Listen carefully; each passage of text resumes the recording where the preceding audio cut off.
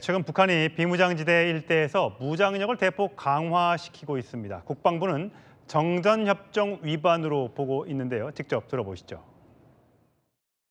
남북 국경을 지키고 있는 제1선 부대들을 강화하고 국경선을 난공불락의 요새로 만들 때 대한 우리 당의 영토 방위 정책에 대하여 언급하시면서 전쟁을 보다 철저히 억제하기 위한 중요한 결정이라서 중요 부대들을 군사기술적으로 강화하기 위한 구상을 피력하셨습니다.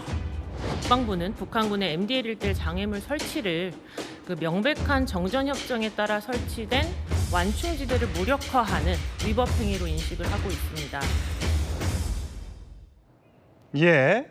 문성무 국가전략연구원 통일전략센터장 모시고 알아보겠습니다. 어서 오세요. 네, 안녕하십니까. 지금 북한이 비무장지대 DMZ 인근에 지뢰를 심고 철책을 두르고 방벽까지 세웠다고 합니다. 저런 식으로요. 자, 이게 그러니까 자기들 주장대로 따지면 북침을 막기 위해서 그렇다. 이게 말이 됩니까? 말이 안 되는 얘기죠. 우리가 북침을 한 적이 없으니까. 명분은 우리 대한민국이 또는 미국과 함께 북한을 침공하려고 하기 때문에 억제하기 위해서 난공불락의 요새를 만든다라고 얘기를 했지만 그 내심으로는 군사분계선 일대에서 탈북하는 군인들 또 탈북하는 주민들을 막기 위한 그런 철저한 방벽화 작업의 일환이라는 생각이 듭니다. 지금 김정은이 두 국가론을 들고 나오면서 남한과 북한은 다른 나라다. 그냥 두 개 나라로 인정해달라 이러면서 사실상 저기가 휴전선이나 38선 이런 게 아니라 아예 그냥 국경을 세우는 다른 나라니까 국경을 세우는 일이다. 이렇게 지금 보고 있는 것 같은데 문제는 국경을 세우면 저쪽을 전부 다 국경만 세우고 말면 모르겠는데 저렇게 북한 전술도로라는 걸 깔고 있단 말이죠. 아주 길게. 그럼 전술도로가 도대체 뭡니까? 전술도로는 글자 그대로 병력과 장비를 이동하기 위한 군사용 도로거든요. 그러니까 결국은 국경을 설치하고 그것을 관리하고 그것으로 병력을 이동시키고 주요 장비를 이동시키려면 도로가 반드시 필요하고 그렇기 때문에 저거 설치하고 있는 거거든요. 결국은 지금 군사분계선 원래 정전협정이라고 하는 것은 군사분계선을 기준으로 남북으로 2km씩 완충지대를 설치를 해서 충돌을 막기 위한 것인데 군사분계선까지 다 와버렸어요. 그러니까 글자 그대로 정전협정 자체를 무력화시키는 그런 조치이기 때문에 국방부도 이건 정전협정을 위반하는 위법행위다라고 규정하는 이유가 거기 있는 거거든요.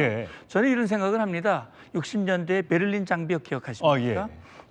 동독 주민들의 탈출을 막기 위한 장벽을 세웠는데 저는 김정은이 거기서 힌트를 얻지 않았을까라는 생각이 듭니다. 근데 저게 정전협정 위반이라면 유엔에서 특히 뭔가 제재를 가해야 될 텐데 그런 얘기는 없습니다. UNC도 아마 인식을 하고 있을 겁니다. 다만 지금 비무장지대가 오래전부터 사실상 중무장지대가 됐어요. 중무장지대. 결국은 북한도 GP를 안쪽으로 들여왔고 우리도 GP를 설치하고 있고 들여오지 말아야 할 중화기들이 들어와 있기 때문에 UNC 입장에서는 지금 북한과 이 연결의 통로, 이 핑크폰이라고 얘기하는데 판문점에 그거 하나 유지되어 있거든요. 근데 북한은 정전협정 자체를 무력화시키고 UNC도 인정을 안 하려고 하고 있습니다. 그래서 UNC 입장에서는 소통을 유지하기 위해서는 적어도 이걸 가지고 문제를 삼고 북한에 제재할 방법은 없습니다. 그렇다면 이렇게 되면 결국 북한과 모든 대화의 통로가 차단될 수 있기 때문에 지금 이 상황은 우리 대한민국도 사실 비무장지대 안에 많은 경계소설을 설치하고 있기 때문에 이건 좀 지켜보겠다. 만약에 북한이 용납할 수 없는 소위 요즘 얘기하는 240mm 방사포라든지 또는 신형 자주포라든지 이런 것들을 그 국경지대 특히 소위 말하는 국경선이라고 하는 그쪽으로 배치한다면 그건 명백한 심대한 위반이기 때문에 그건 조치를 해야 되겠지만 아마 좀 지켜보는 것 같습니다. 지금 비무장지대, 그러니까 완충지대라고 할 수 있잖아요. 2km 구간에 서로를 두면서 적대적 행위, 혹시라도 뭔가 충돌이 벌어졌을 때 좀 완충을 해줘야 되는데 그게 이제 가까워지면 가까워질수록 직접 조준 사격도 가능해지고 좀 더 이 무력 충돌이 직접적으로 맞닿을 가능성은 있지 않습니까? 그렇습니다. 사실은 이 이전에도 가장 가까운 곳은 이 남북 상호 GP의 거리가 1km도 안 되는 거리였거든요. 그러면 기관총 사거리 내에 있습니다. 그렇기 때문에 지금 만약에 북한이 이제 철조망을 설치하고 초소를 얼만큼 이 군사분계실대로 가까이 설치할지는 모르겠습니다만 만약에 기존 초소를 하더라도 결국 언제든지 우발 충돌이 일어날 가능성은 있기 때문에 우리로서는 강력한 대비가 필요하거든요. 그건 억제입니다. 최근에 빈총 논란이 있었는데 그런 일이 있어서는 안 되고요. 북한이 우리에게 감히 도발하면 안 되는, 했다가는 뭐 완전히 망신당할 수밖에 없는 그런 상황이 벌어질 수 있다라고 하는 인식을 심어주는 거야말로 충돌을 막을 수 있는 중요한 억제의 힘이라고 생각을 합니다. 예.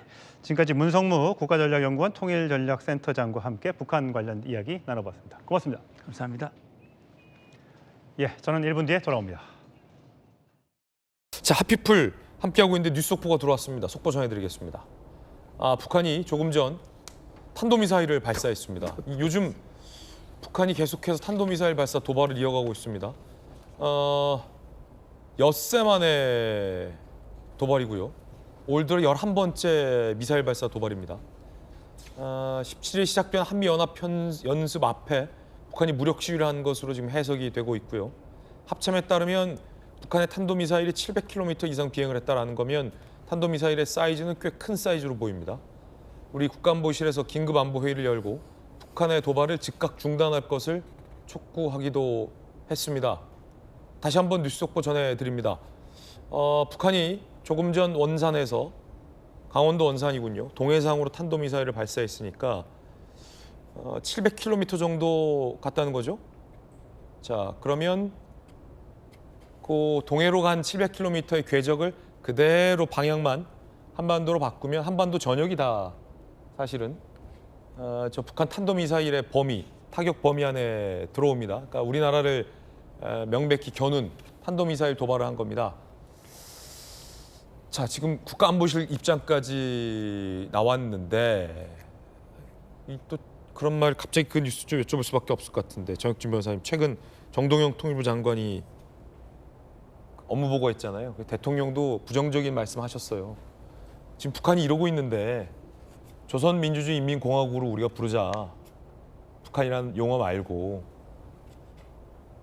이게 또 그 뉴스가 또 묘하게 지금 겹치네요. 탄도미사일 발사 확보랑 어떻게 보십니까? 글쎄요, 근데 북한의 태도가 바뀌지 않았습니까? 우리나라의 태도는 그때그때 바뀌어요. 왜냐하면 정권이 어떤 정권이냐에 따라서 우호적으로 바뀔 때도 있고 강하게 나갈 때도 있고, 하지만 북한의 태도는 최근에 바뀌었는데 어떻게 바뀌었냐면요. 더 이상 북한은 우리나라가 같은 민족이라고 생각하지 않고요. 적국이라고 생각한다고 그랬습니다. 지금 제가 공허하다고 생각하는 게, 우리나라 선거 있을 때 주적이 누굽니까? 주적이 누굽니까? 그렇게 물어보는데, 그렇게 물어보지 말고요. 우리나라를 주적으로 삼는 나라가 어디입니까? 이렇게 좀 물어봤으면 좋겠어요. 우리가 어느 나라를 주적으로 삼느냐가 중요한 게 아니라 어느 나라가 우리나라를 없애버려야 될 주적으로 삼느냐, 명확하거든요. 이거는 북한에서 항상 이야기하고 있는 겁니다. 그러니까 저렇게 미사일 빵빵 쏘는 거 아니겠습니까? 그런데 하지 말라고 백날 촉구해봤자 과연 북한이 한 번이라도 이야기를 들었겠습니까? 이런 냉혹한 현실을, 국제 정치적인 현실을 좀 정확하게 파악해야 거기에 대한 대비가 이루어질 수 있는 것이 아닌가, 그런 생각 듭니다. 제가 한 10년 전만 하더라도 북한이 이 도발을 할 때 이른바 이 탄도 미사일이 아니라 이제 방사포 도발을 많이 섞어서 했는데, 이제는 다 사거리가 긴 탄도 미사일로 북한이 도발을 하는 것 같습니다. 우리가 경각심을 가져야 할 것 같습니다. 속보 전해드렸고요.